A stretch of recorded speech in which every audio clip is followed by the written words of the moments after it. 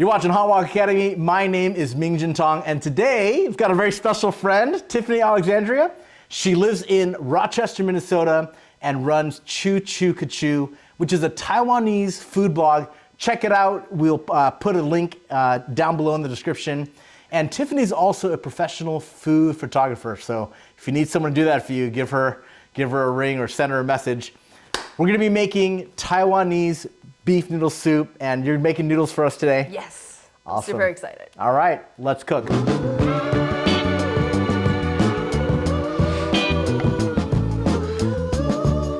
All right, so Tiffany, first I have to ask, what does Taiwanese beef noodle mean to you? Oh, it's just the ultimate comfort food, right? Yeah. It's great for cold weather, especially Minnesota. It's so cold all the time. Yep. And whenever you just need a little bit warmth in your belly, that's always our go-to. Like we would go to like the store down the street from where we live and just get a bowl of beef noodle soup, and that's all we want. So is it like a street food, is a home food, both? It's both. There's like the street version, and then there's like the restaurant, there's the fancy version, and then there's like just down the hall kind of little shack version, and also the home version, which I think is what you're making for us today. Yeah. So, actually, when we were setting up, talking about the different ingredients, I think one thing that occurred to me is, the way my mom cooked it included tomatoes. We don't have tomatoes today. And I love actually the freedom that you have with the different ingredients that you put in. And it's just like, it can be so many things. There's no just one way to cook it. Every shop and every mom will have their own recipe. And like this, do you know the history of the Taiwanese beef noodle soup? No, tell me. So like, it came from when the Republic of China government moved to Taiwan. They brought basically all of China with them, right? Like people from all different regions, and they set up like little villages for these veterans, basically. And there's a place in Kaohsiung, Gangshan actually. In the south of Taiwan. Yeah, south of Taiwan, and they have a lot of Sichuan immigrants from Sichuan. Okay. And where these peppercorns are from. Yes. So like Sichuan peppercorn, and then you like really miss their food, but like you couldn't quite create the same doubanjiang, which is this one. Fermented bean paste as they do in Sichuan. Like the ingredients are just not the same. So they created this version of it, and then eventually created 牛肉面 because of it. So a lot of shops would say 川味牛肉面, which means like Sichuan flavored beef noodle soup. But it's actually like you can't find this dish in Sichuan. It's actually created in Taiwan. Oh, interesting. Yeah. It's so interesting when we talk about the ingredients. There's so many pieces of history connected in with different people migrating, moving around. All right, let's talk about our ingredients just real quick. So there's two parts to this meal. The first part is the stew, which kind of includes the garnishes. And the second part is the noodles. So we're gonna do all this first. Let's talk about the ingredients just for the stew. So we're going to be using canola oil, and that's just to, again, carry the heat and to actually bloom the aromatics when we get started. We're gonna be darkening with mushroom soy, and we're gonna be adding that soy sauce flavor, the fermented, with just regular. This is Kikkoman soy sauce. This is Shaoxing wine. It is a savory, obviously red, rice and wheat-based cooking wine that we can use. Another flavor, Tiffany already talked about this, is doubanjiang. Now there's all different kinds. You can find this at the grocery store. And doubanjiang is a fermented and often spicy sauce that you can add into your dish, and it provides actually a lot of different flavors. Is there another use that's very common for you with this ingredient?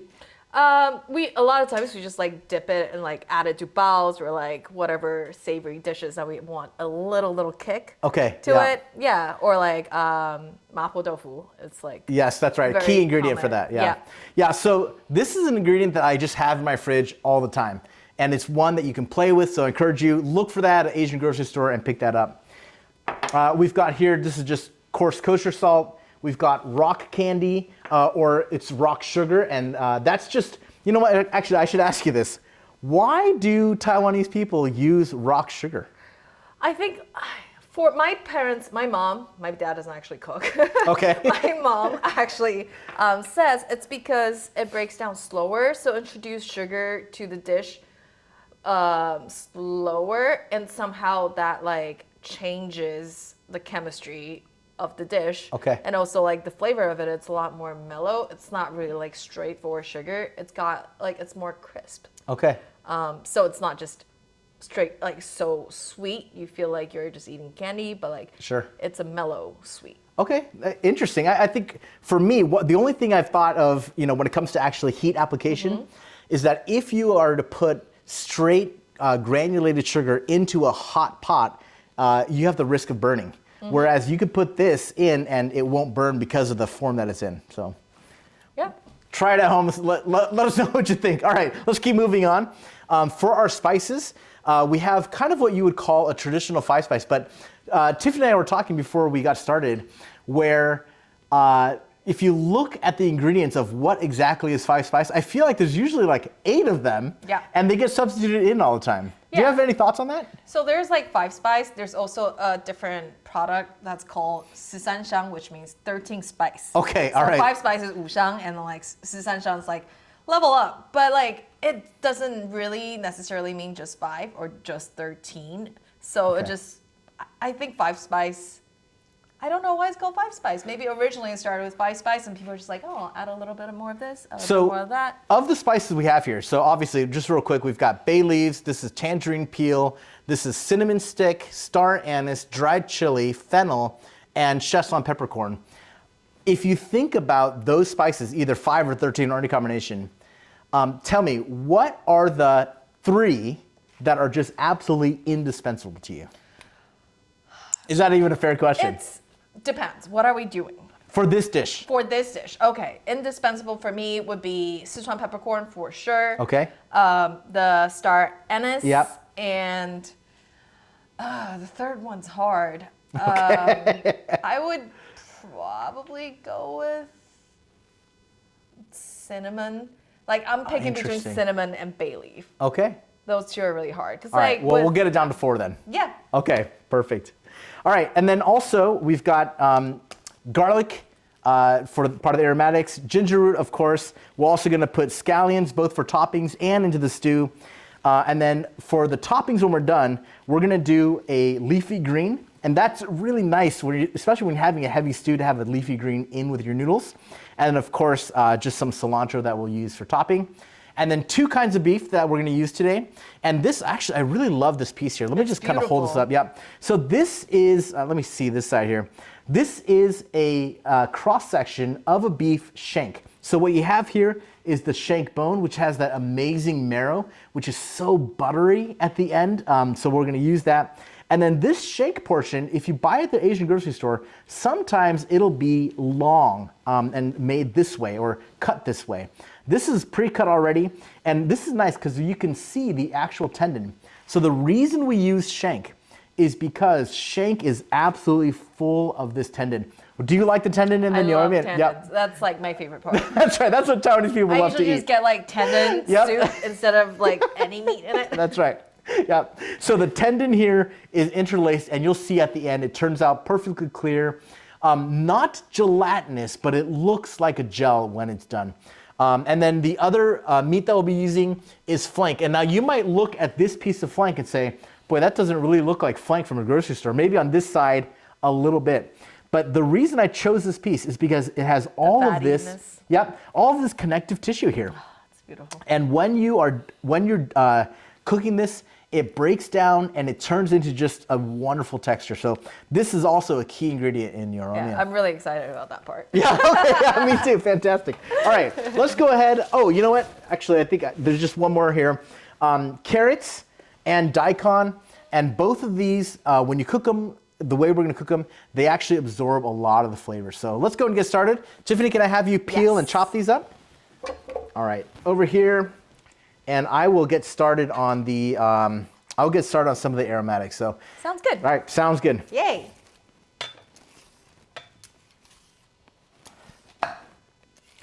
I'll just talk real quick about this ginger root. So for our ginger root, what you want to do is you want to cut it thick. because halfway through your cook, you are going to remove the ginger root. I also like to know exactly how many pieces I've put in. I have found that if you leave ginger root in, especially on a stew for too long, it begins to have a secondary flavor, which is not one that I really like. Have you ever discovered that before? Not really. Okay. It's so like I feel like I don't notice it as much as you do. So it produces the secondary flavor I would call sour. It produces a bit of a sour flavor that I don't really love. It happens especially when you do it in a pressure cook situation. Oh, okay. Yep. That makes sense. All right, so let's go ahead and thick slice our ginger root. And I'm gonna go ahead and give myself 5 slices. Then I'm gonna remember that I have 5. And that way I know how many I'm taking out at the end as well. All right, for our garlic, we'll just do a few pieces here. Do you just smash it? Yeah, I'll just smash it here. There was a beef noodle soup place just down the street from our apartment when we lived in Taipei. It was like, I don't know, like very, very herbal, and they've got so many different spices in it. Yes. And garlicky as well, but not like when you add a lot of garlic in the beginning. I feel like they maybe add garlic at the end. Toward the end, okay. Like a fresh garlic? Yeah, and I don't know. I still think about that flavor a lot, and I haven't been able to.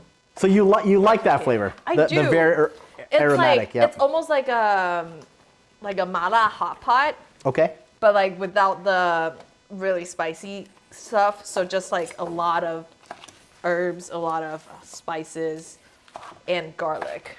So, here's one thing I know about Chinese cooking that has always kind of puzzled me. I'd love to ask you about this. There seems to be a very fine line, and that gets crossed sometimes, between Chinese medicine and these stews. Have you ever, do you know what I'm talking about? Yeah, I do. But like, food is medicine. Oh, that's interesting. In like that's Asian, interesting. a lot of Asian cultures, not just Taiwan, right? Like, a lot of these food were started because, I don't know, growing up, mom would always be like, you should eat more of this. This is good for you. And, you caught a cold. These are the things that you should be eating, like ginger soup, for example. Interesting. Right? And we use so many different herbal medicine in our cooking, and like spices essentially is a type of herbal medicine. Oh, I've never thought about that before. Yeah, that actually answers a lot of questions. And they have their usage. Like if you look at, I don't know, like even Western culture, like if you forage food, or like people will tell you, oh, eat nettles are good, or like this herb has this effect, it's good for this and that, right? It's the same thing. We just have more of that in Asian food, I think. Okay. Yeah, that, so for instance, there's a lot of this, chicken stews often have like, I don't know what you call it in English, 红枣. Jujube dates. Okay, jujube. I have never heard that before. What the world? All right. I just look at the labels, and when I buy recipes, I have to figure out what it's actually called in English. That's the only reason I know. Quick note on this. This is a long, sweet bok choy. Bok choy is funny. It is a Cantonese word that's been translated into English. And in Chinese, it's literally just called white vegetable. So nothing special about it, just a white leafy vegetable. You can really pick any kind of a leafy green that you want to put in. And I'm going to cut this just, normally for stir fry, I'd cut it a little bit smaller. But for this, I'm going to cut it just a little bit bigger so that when I'm picking it up, it's matching the size of the beef that we're going to have. All right, I'll just set this to the side as well. Food is medicine. I love that. Okay, here's how we're going to process our beef. So what you want to do for your beef is I'm going to, if you buy a piece of shank with the bone in it like this, you're going to want to process it in 2 different ways. You want to take and remove all the meat on one half, put that separately from the bone on the other half. So let's take the tip of our knife here and just kind of carve that out. We'll do the same on this side. Look at that. Just kind of remove it, yeah. It's Now, beautiful. here's the other thing that's kind of unique. This is actually a pretty large shank piece. However, we're going to cook it so that it actually breaks down all the way. We're going to cook it to the point where the collagen that holds the protein fibers together is actually melting. And you do that by raising the temperature of that meat to over 200 degrees, and you have to hold it there. So it's not just getting the meat to a certain point, it's actually raising the temperature and maintaining it over that time. So even though it's such a big piece, you will find that number one, it will shrink because the water will come out, and number two, it'll actually fall apart and break. So I'm not actually gonna cut it any smaller than this. What do you think about that? I'm cool with that. Okay, would you normally cut this in half? Probably, like at home, probably, but like restaurants, sometimes you don't, right? Like Let's try it. fancy Is that okay? version. Yes. All right, I don't want to mess it up. No, All right, I'm sounds good. Let's go ahead and get that. Let's see here. Should we put it in that? Sure, that's fine. Yeah, you can go set it in there. All right, so again, I just want to just keep removing all these pieces. And actually, Tiffany, can I go ahead and have you process the flank for us? Yeah. Why don't you tell us how you want to process it and go ahead and show that for us. So for the flank, this piece is kind of thinner, I guess. So I would just cut them into chunks. Perfect, let's do it. Like just cube them.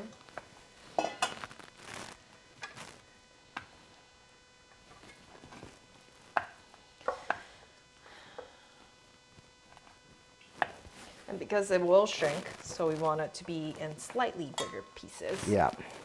Yeah, see, that's what I'm saying over here as well. Just so when I made this last time, actually it was just last week, a piece that was this big, I actually did cut in half.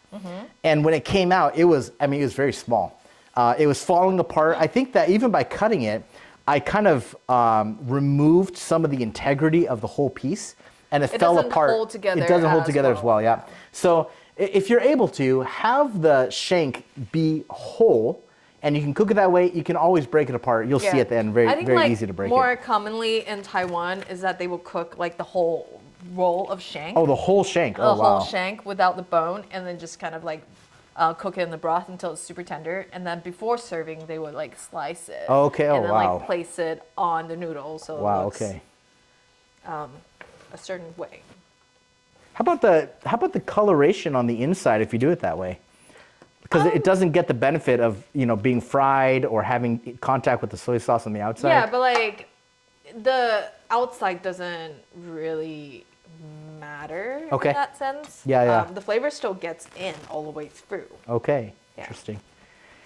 Yeah, I think, one thing that I love, especially for all of you tuning in and learning how to cook, there really is no right way to do it. There might be a best way to get one job done, but even the measurement of best depends on where you are trying to be, what you're trying to accomplish. Yeah, and like also it depends on what are we going for here. Like, Yeah, exactly. Are we trying to do mom style? Are we trying to do restaurant style? Yeah.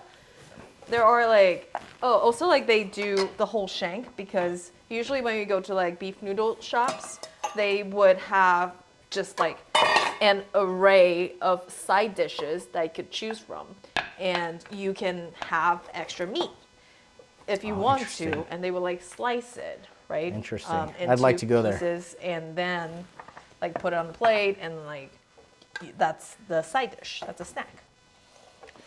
Okay, we're getting real close here. So let's see. We've got our Too small. the aromatics for topping when we're done is done. These daikon and carrot is going to go into the stew with the beef, and the greens will go on actually in your soup bowl when we're all done. We've got the shank cut up, and we've got the flank with all that, I guess it's called tendon here, all ready. We are ready. We've got the noodles made, and here we go. So what we're gonna do is we're gonna start, and we're actually filming today here because it's hard to get two of us at the stove. So let's go ahead and get that going, and I've got my 14-inch round bottom carbon steel wok. I will assemble it here, and you can actually do all of your stewing right here as well. But if you want to transfer it to a pot with a lid, you can actually do that as well. And for our purposes today, we're actually gonna be transferring it to a pressure cooker. It's an Instant Pot pressure cooker. You can do that also. So I'm gonna get my medium heat here. Yes. And so first thing I wanna do is I like to bloom all of my aromatics first, right? Okay, so we'll go ahead and get the oil in there. Now I'm gonna add maybe, I've got quite a bit of oil there. And I'm doing that because this is all the oil pretty much I'm gonna be adding. I'm adding it all up front here. So let's go ahead and get our Holy Trinity in there. Scallions, garlic, and ginger root. Oh, that sound. Yeah, already you get the sound, right? Let's go ahead and let that bloom a little bit. And then, so for my aromatics or for my, my spices plate, this is what I'm gonna do. I'm gonna add my cinnamon right in a minute, and my orange peel as well. And my chili. So Tiffany, if I could have you put into the bag everything else except for the chili. Yeah, like that, exactly. Sounds okay. Good. So as this breaks down here, begins to flavor the oil, I am also going to be adding in some of those other aromatics. But before I do that, I do want to let this break down just a little bit. So I'm letting, especially the ginger root and the garlic, begin to flavor the oil before we do anything else to it. I'm gonna turn that down just a little bit. Now, this is a good time to add your doubanjiang. So this is your fermented bean paste, and I'm gonna go and add this in, and when you do, it's gonna be very fragrant. It already smells amazing. You don't need a lot of it. No. It is a very strong flavor. Let's take a look at that.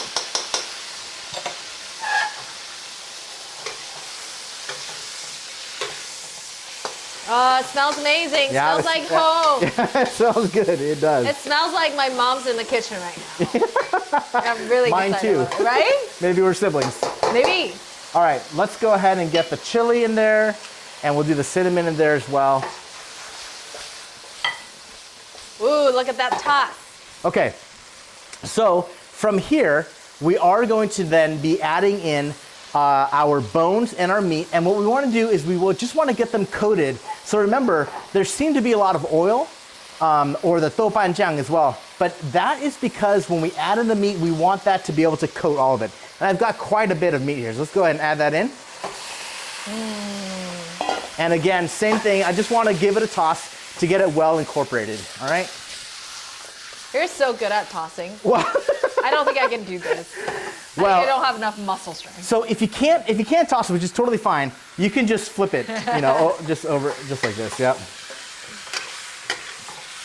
Now, some recipes will call for blanching your meat first. So now maybe we could talk about this a little bit. I know oftentimes Taiwanese people like to talk about blanching to remove some of the blood, maybe to make it cleaner a little bit. Yeah. How do you feel about that?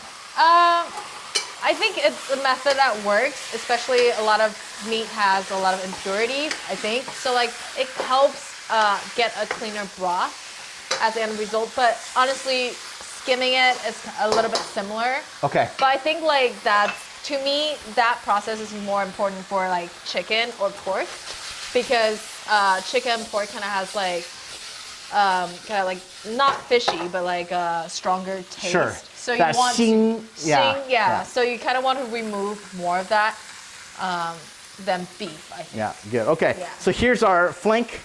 Gonna get that in there as well. Again, just get that mixed up. I'm so hungry. Well, we can eat in a minute. Okay. We'll let that stew down. Okay. Now, from here, we've got the flavored oil. We've got the beef beginning to break down. And what we want to do now is we can begin to add the liquid elements. So from here, the reason why we do want to let it sit a little bit is the hot oil on that meat is creating that Maillard reaction with the meat. Chemical reactions developing a secondary flavor. All the flavors, of course, have their original flavor, but when you put it in hot oil, it begins to caramelize, it begins to brown, and all of that is important. Don't add your water too early because you want to let those flavors develop before you add your liquid elements. Okay, how's that looking? That looks amazing. All right, let's get that water in and let's see how much. We just want enough water to, excuse me, that's spicy. We want enough water to coat it. So let's go ahead and get that in there. Okay. Fantastic. A little more? All of it? Yeah, let's go ahead and like let's go for all of it. We might even need a little bit more. Okay. And for our sugar, I'm just gonna do about that much sugar. Again, we don't want it to be sweet. You do want that sugar. The flavor of the sugar actually helps to bring out some of the other flavors that you find in it. So let's go ahead and add that in. I might actually do a little bit more. Like, there's like an English word missing, like a in between, not for sweet, but like more like gan. Do you know what I'm saying? Like kind of like at the end of your tongue, it's a little like umami, but umami is more savory. Interesting. You want that like, there's a really light sweetness. So really, I've never actually even heard that word before. Gan, really? Yeah. So like gan tian kind of goes together a lot. So like, that's not dry. Is it? No. Not that same word. Okay. No, not It's the same word. Is a homonym? I think like you would describe licorice as dry, Okay. like licorice, the spice Okay. as dry. Okay. Not dry, sorry, gan, but like not tian. Okay. Well. If that makes any sense. Again, just learning all the time. All right, so I just added salt, some sugar. Let's go ahead and put in this is all of the bones, and we're adding this to get all that marrow in there, okay? The bone broth. Yep, the bones. Do you want a little bit more water? Let's tell you what, let me add some of these other elements first, and then we'll do some water. So Sounds good. do some soy for me. I'll do the dark soy, and you can do the wine. Okay. And you just kind of do however much you think. So. This is a fun game. Yeah, I love to cook this way. You know, what we want is the elements. Again, when you understand the flavors, the textures, the way that ingredients behave, you can use them a little bit more freely without having to measure. So this here, now you told me earlier that in Taiwanese cooking, you don't add this to your beef noodle soup. We use soy sauce. Okay, But, so this is dark mushroom soy. right. And So- I don't think we necessarily use that. So this is what I'm thinking. I was gonna add it to be almost like a food coloring, to give it a more caramelized, A a darker look to it. What do you think about that? I think that makes sense. Can I smell it? Sure, you sure can. Oh, it's got like a really weedy, fermented kind of smell. Yeah. All right, so we'll do a little bit. You really don't need a lot because it is so thick and so dark. It is thick. All right, let's get this. Can you get that stirred up? And I will begin. I know it's going to be a little bit challenging, and then I'm going to go ahead and get our carrots and our daikon all mixed in. Now we counted the ingredients. There's over 20 ingredients in this particular recipe. So good luck. Get a wok big enough. Believe it or not, I'm actually going to add more. Yeah, we need a bigger wok. Yeah. I've got my 16-inch downstairs. Can you handle this if we keep going? Yeah. All right. Just move slowly. Yeah, that is a lot. A lot of daikon, a lot of carrot. I'm really excited. I hope we're hungry. Yeah. I plan on eating 50% of this. Okay. And you can have the other 50%. We're just gonna have a little bit to share. Yeah. Just leave a bite. I'll have to call my neighbors. All right. Okay, and we are gonna leave out these leafy greens. Now the leafy greens are something that we are going to add to the finished product when we plate it. Okay, tell you what, let's switch jobs. You wanna get a little bit more water in here? Yes. And I will. I can do that.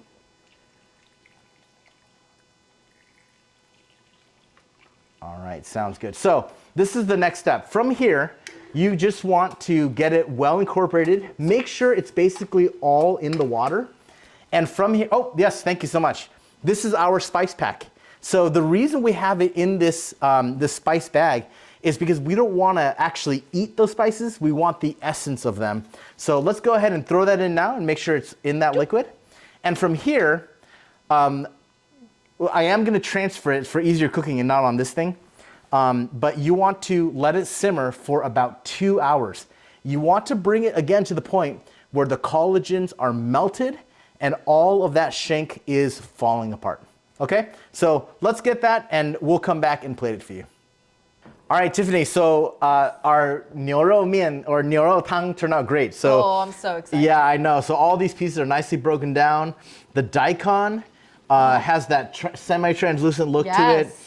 And look at the bone there. I know these are the best parts here. Yeah. So this is ready to go.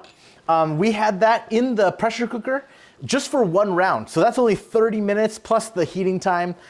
You can also do it like in a wok or on your stove for about 2 to 3 hours, and you want that you want the beef to be broken down. So now we've got boiling water, and walk us through putting this dish together. Yeah. So what we're gonna do is that we're gonna actually blanch some vegetables really quick.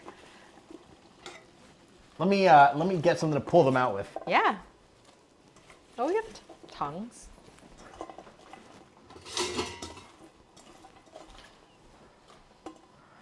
You don't need too much time on this. You really just want to like crispen up, like just blanch it really quick. You still want it to be crisp. All right, should I go and pull them out? Yeah. All right.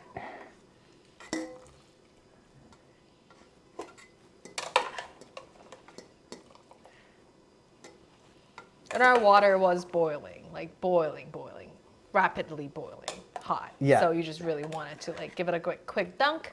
Yeah. And give it some coloring and still remain. Yeah, the vegetables really crisp. brightened up, right? Yeah. Into a bright green that color. Yeah, it's It's fantastic. beautiful.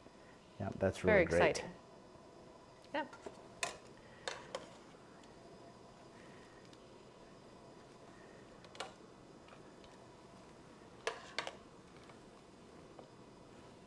I don't know if I could have chosen a worse instrument for this. All right, I think we're ready. That's Okay, good almost job. all of it. Almost all of it. That's okay. So what are we gonna do? We're gonna bring this now back up to a boil, Yes, which we're gonna already bring is. this back to a boil, and then we're just gonna put these are our hand cut noodles. Yep. Into How the much boiling how water. much of it can you boil at one time? It depends on how big your pot is. Yeah, right? sure. So like Okay. we don't have a ton of water, so I would say this would probably be the max that I would do. All right. And that's At a like time? one portion. It's like one portion, like All one right, handful. sounds good. I'm so excited about this. Yep. Now, in my experience, fresh noodles don't take a long time to cook. No, they really don't because they're not like dry noodles. They take more time to soak up the moisture. Yeah, that's right. That's But right. so we're rapidly boiling water, and how you know it's done? Usually, one, you can always taste it because it's not Sure. really going to kill you. Yep. And second is when they start floating. Okay. It's So a when the good way noodle to starts tell. floating, You can start it's done. check. It should be Okay. done, but Okay. like you can still check for its doneness, and then just the texture you want. Do you want So it? when I'm cooking box noodles, and I know it's about getting done, I actually start eating about one every 15 seconds. I do that too. Because I really want to hit it right at the point of QQ. Yeah, you want a QQ, and you want it. So like the noodles are now floating. They look fantastic. Yeah, we're just gonna let it boil for another second, and then just pull them out into a bowl. Great, that looks amazing. I can't wait to eat this. Look at this. Yes, they look beautiful. And the water is still at a super rapid boil, which is great.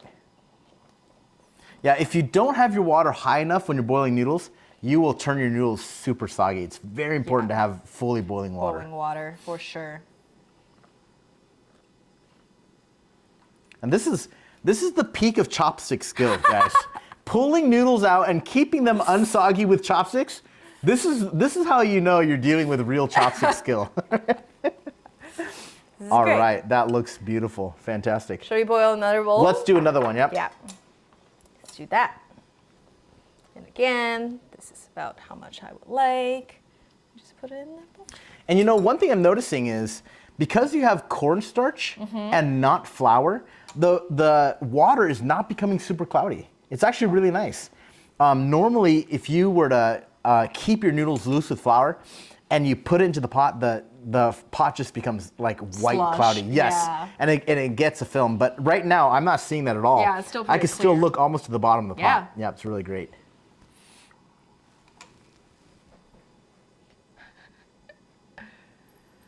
Look at that. They're Yeah. starting to float. Yeah. I'm really excited for this. Me too.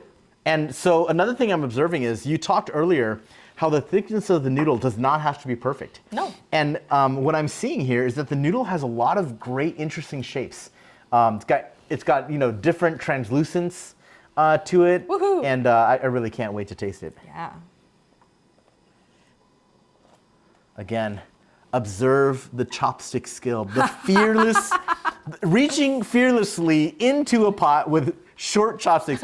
These aren't even cooking chopsticks, right? I mean, these are just regular old 11-inch, or maybe 8-inch, 8-inch chopsticks just for eating. And also because we earlier when we were making noodles, we kind of stretched them out a little bit. Yes. With our hands, and that's what gives it like that little like waviness. Yes, I love that. In the noodle, and that's some of my favorite parts. It's yes, just so fun. absolutely. Okay. All right, talk to me about assembling your dish. How do we do that? Yes, so now we have the noodles. We are going to add broth. All right. If I can Sounds have good. you. And there is do quite that a for thick me. layer of oil here from the fat. And so what I want to do is I want to actually get below that. I don't want too much of that. Do you want just the broth for now? Or should I get all the You pieces? can get the vegetables, the daikon, and All right. all the pieces on top. So let's do a piece of bone, since I love that marrow. Me too. And here's my favorite part. some of that. Oh my god! tendon. Look at that. Yep, the daikon. Let's get a piece of carrot in there.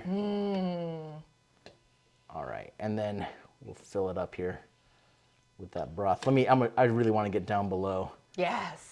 So I'm below that fat. Okay. This is like definitely home style right here. You're not going to get this many slices of beef in your beef noodle soup. And you know what? One thing I really want to do is I want to find a piece of that flank. Because the flank, again, has all that connective tissue, yes. which is just fantastic. I think they're right here. Yep, so here's a couple pieces right here. That looks amazing. I'm gonna put that into your bowl. That bounciness. Let me see here. There we go. Okay, let's do this one in a second. Actually, let me go and finish this up here. Yeah.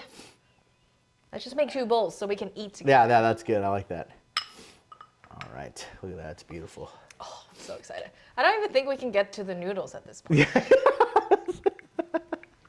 Very true. Very true. All right, and a little bit more of that broth. Oh, I'm so excited. That chili. Okay. Gorgeous. And then how do we finish Thank topping you. that off here? Okay, so these are our noodle bowls. And you probably, if we're gonna serve this many chunks of beef, maybe just having a bigger bowl to start with Sorry. will be a good idea. So what we're gonna do is that we're just gonna add some vegetables. I'm just gonna use chopsticks. Yeah, please do. I'm really bad at tongs, actually. Yep. So we're gonna add some vegetables to the side. Yeah, I didn't leave you any room for that. Sorry. That's okay. We'll make it work. And there, of course, again, no rules. It's just all about your preference, right? So like, do you like more vegetables? Do you like less vegetables? Do you like no vegetables? It's all okay. There are no right answers. All right. And I like to have a little more green in it. It just looks nicer that way. And then we're gonna top it with cilantro and scallions, green onions. Sounds good. And just grab a little mix of each and just put it on top.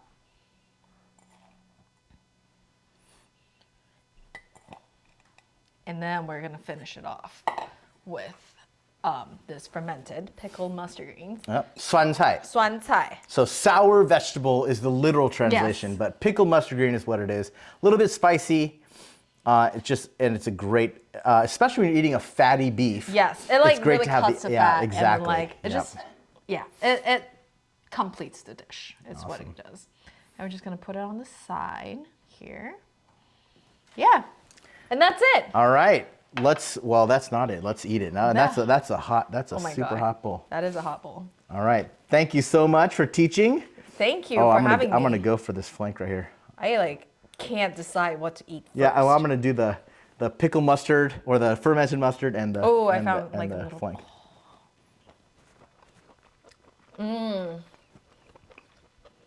That is really good.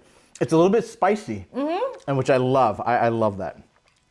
Well, try making it home. Any thoughts on the finished product? Oh, delicious. I'm not gonna even talk to you right now. Okay. I'm just gonna eat. Sounds good. Well, let us eat. Thanks for watching. And we hope that you try this at home. Please subscribe and like and share. And Noodle. Tiffany, thank you so much. Thanks for teaching us. Check out her food blog, Choo Choo Ka Choo. You can find it in the description below. Thanks again. Noodle. So cute. Yeah, is that right? Yeah. Oh, you know what? I'm gonna try it. You gotta flip the noodle. I'll try it. Oh, yeah. Oh, look at that. I love it. That's amazing. Thanks again. Thank you. And thanks for watching.